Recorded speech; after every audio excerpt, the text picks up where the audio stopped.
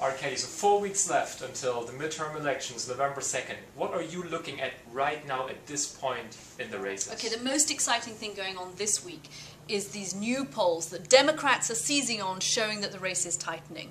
2 weeks ago, we were looking at a total Republican sweep. The Republicans were feeling incredibly confident. Now, this week, the Democrats are saying, yeah, but look at these new polls suggesting that actually the gap is getting smaller, that enthusiasm is growing amongst Democrats. My question is, are they clutching at straws? But aren't they all playing the expectation game so that on Wednesday morning they can say, oh, it wasn't that bad after all? They're all playing the expectations games to some extent, but Democrats think that their message is getting out there. Finally, that they are making this a choice election, not just to reject the Democrats as the party in power election, but they're actually managing to single out Republicans and say, listen, you elect a Republican, it is a return to those bad old economic policies that's got us into this crisis. They've been hammering at this message for the last 2 weeks, France. They finally think that they're seeing returns on this. So the fight against the party of no basically has begun now.